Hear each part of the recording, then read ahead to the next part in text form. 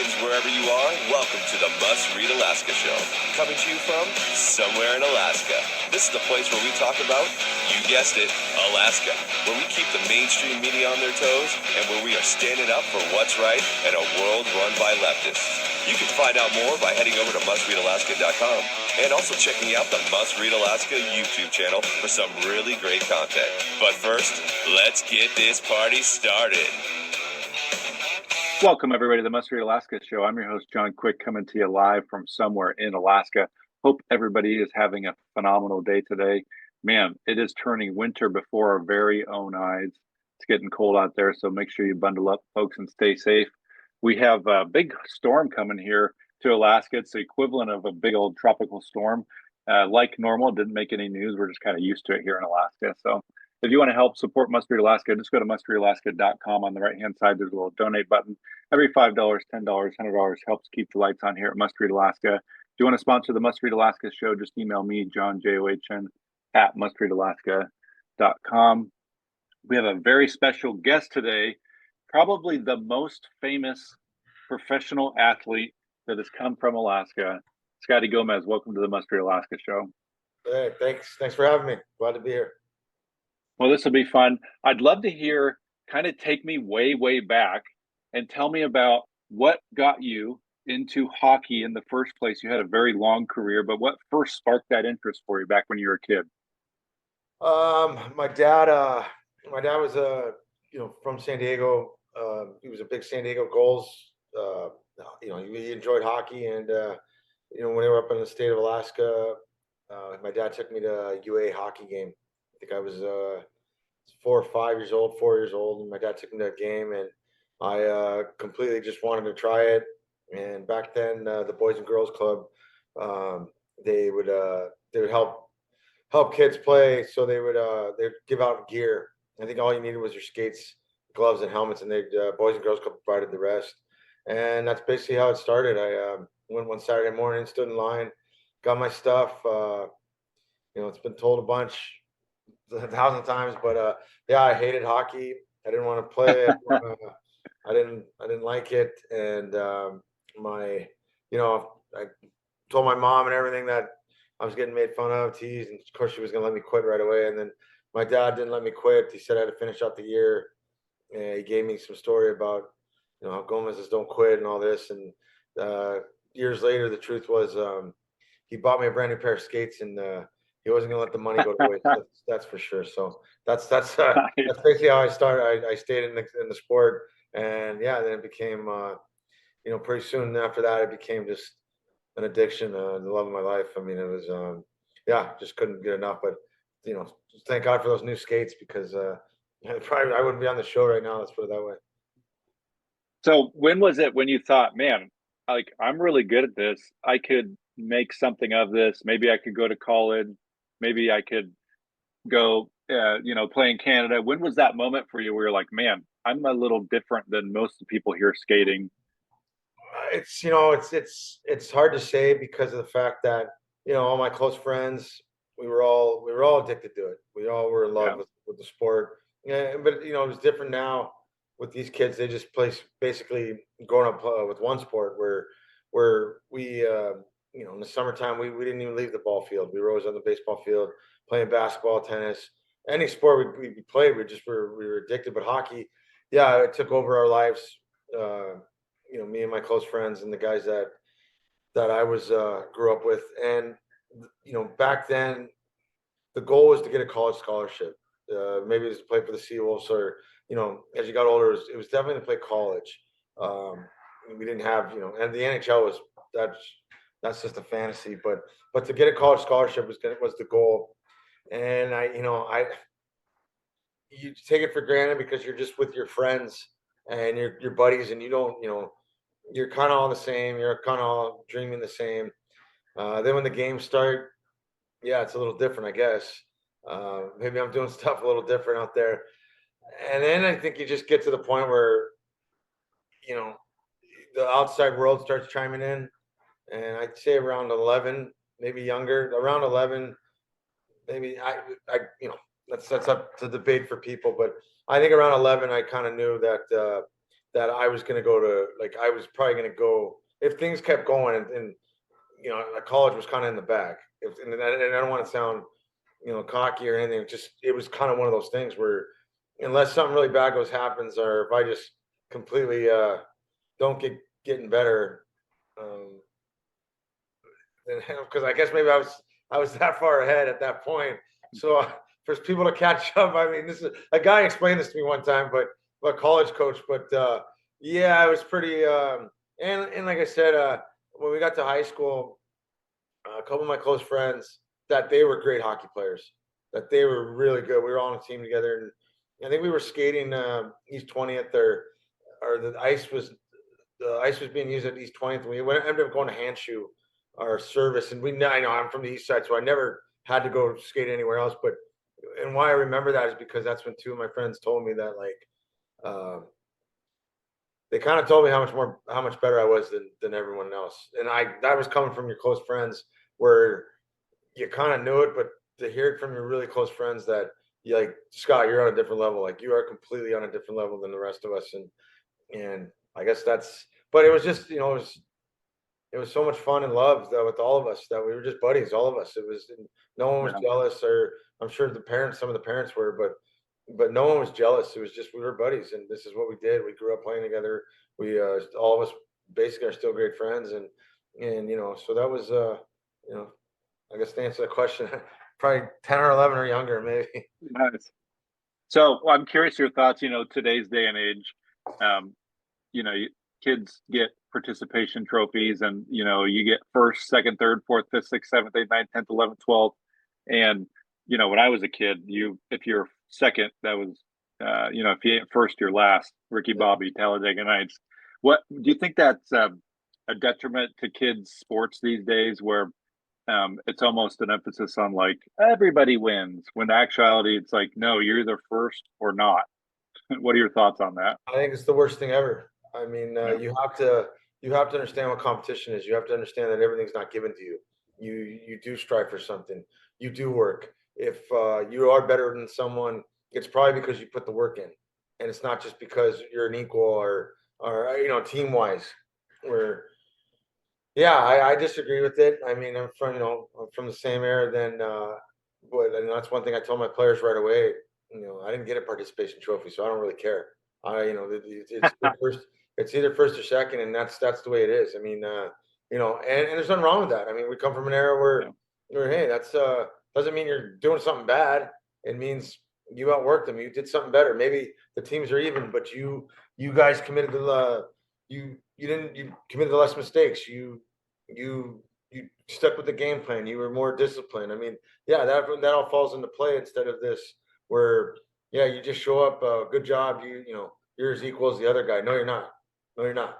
It's who puts the hard work in, who has the discipline, who understands what discipline is about, and it boils down to that. But yeah, so no, and I deal with these kids. They're used to that, but once you set the tone pretty quick, that this is junior hockey. You're here for a reason. You're here to move on. You're here to do your dreams.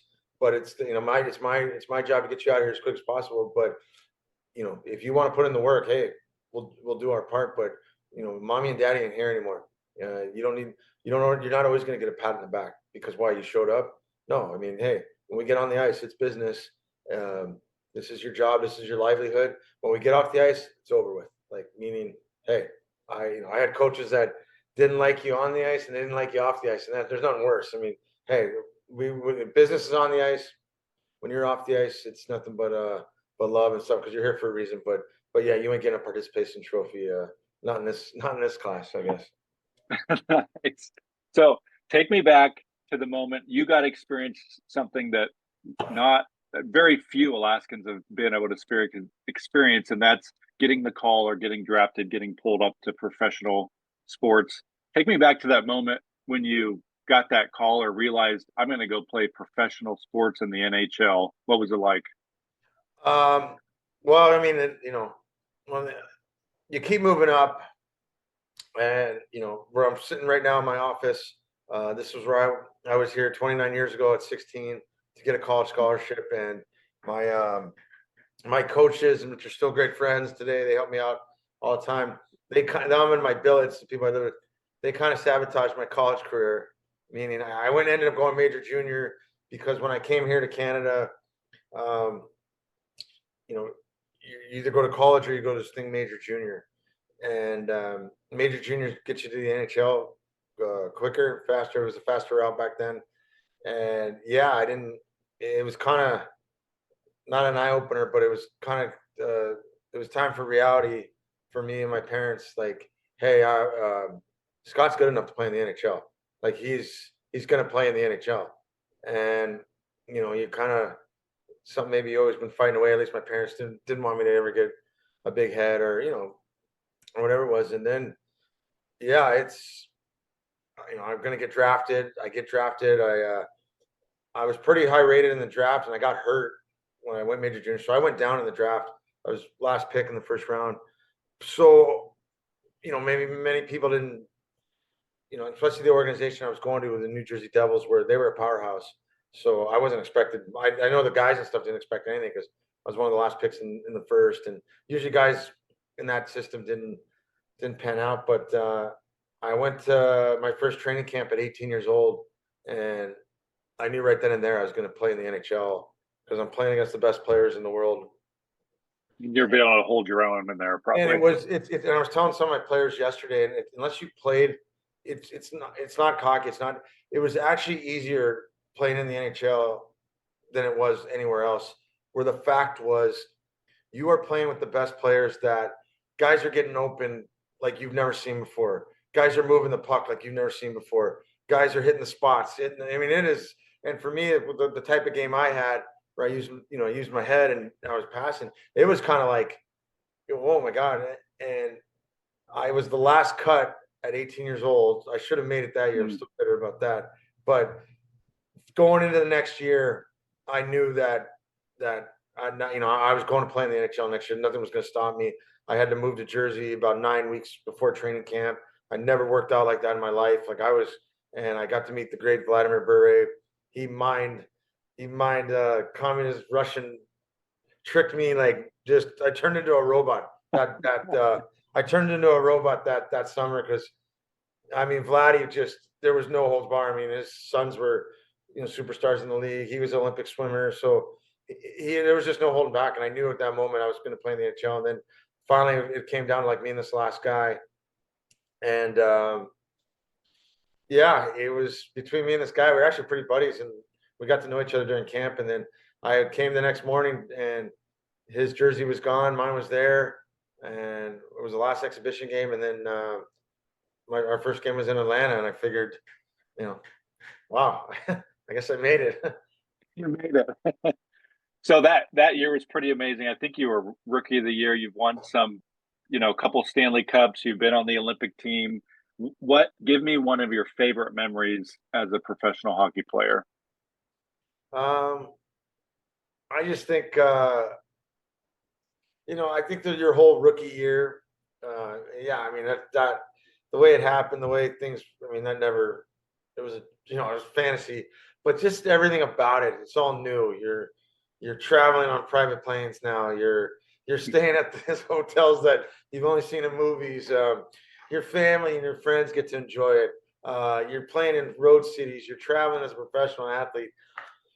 It's you're going to your job is go to practice every day. In the beginning, it was boring because you're with grown men. They didn't have any time for a kid until you get to be part of the spot. And that whole year, just becoming a professional hockey player is something that especially the year we had winning the Stanley Cup, rookie of the year, but just the excitement that nothing will ever match that, being a professional athlete for the first time.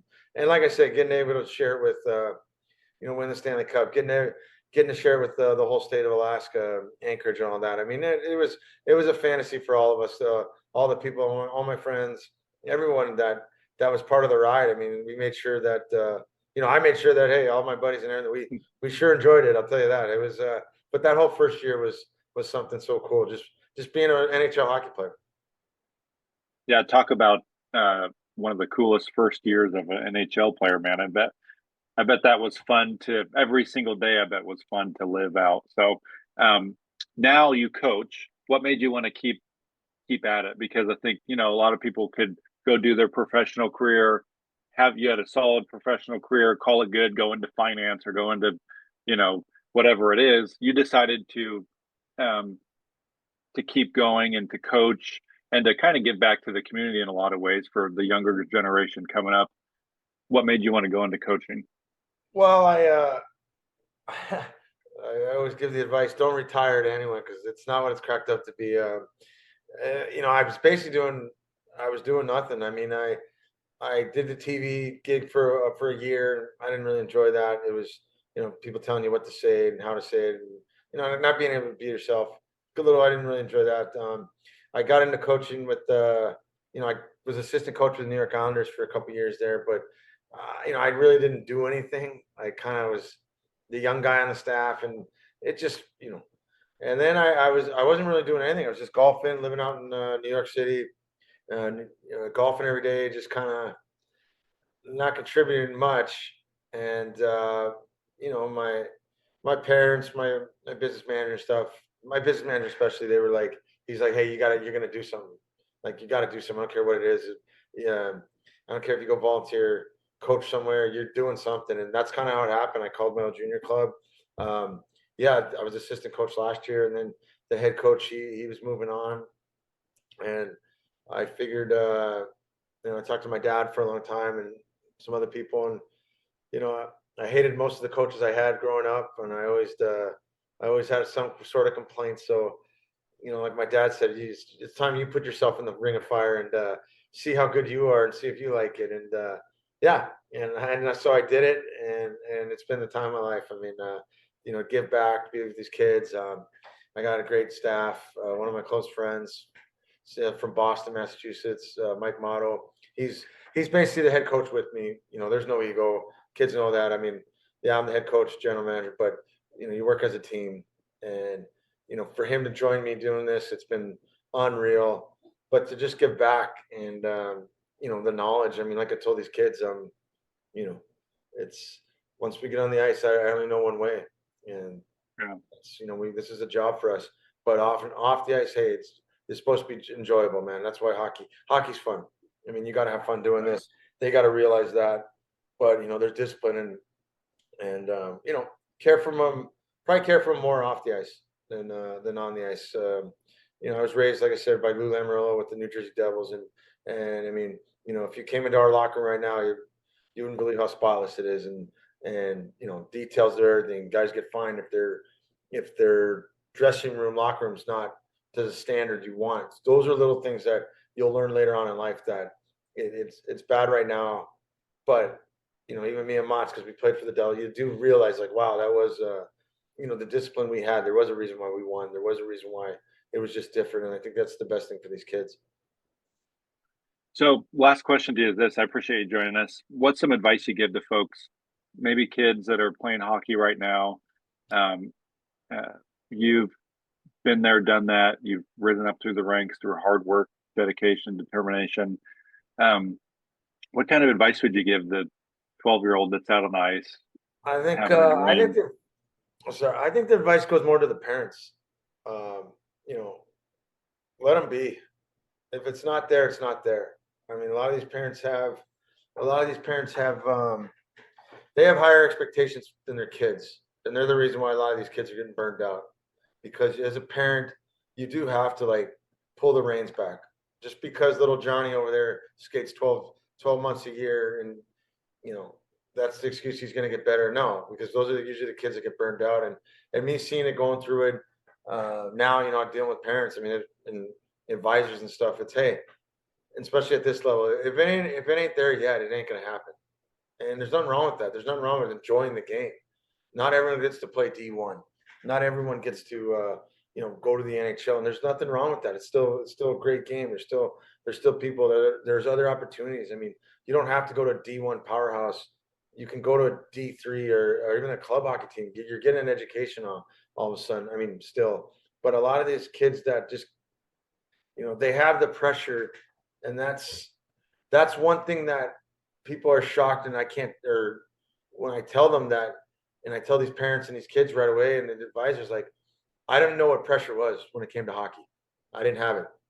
I don't know what kind of, I don't know what that is to like be a kid and have your parents, you know, on you. You got to play this way. You got to do this. Nope, I didn't have that. I didn't have my parents. I had two rules. I had to work hard and I had to have fun. I never got. I got yelled at probably twice by my dad in hockey, and that's one. I don't think I passed the puck the whole game, and he didn't like that. And I forgot the other, but so I don't know what that feels like to have any pressure at home. My dad was my baseball coach. Child services should have came to practice there and then because baseball was our thing. But yeah, if I didn't, that was our sport. That was my dad's my coach. But as far as hockey, no, I didn't. So a lot of people they don't understand that I don't understand what it's like, what it would ever be like to have pressure from my parents. I couldn't even imagine going home and eating dinner and knowing that your mom and dad is mad at you because you didn't play this way or no, I didn't have that. So with these kids today, I think it's just, if it's there, it's there. You'll love it. I mean, like I said, it was a drug. It was teachers told my parents that I was a weird kid, because all he dreams and talks about is hockey. This is not normal.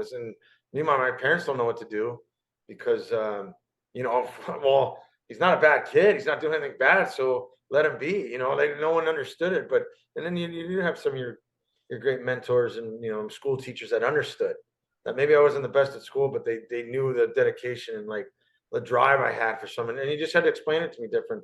But yeah, with these kids today, it's, if you want to get better, you know how to get better. It's just work. It's just do it every day.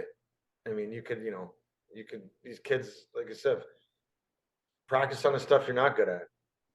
And, just doing the stuff you're good at every day. I mean, that's the difference.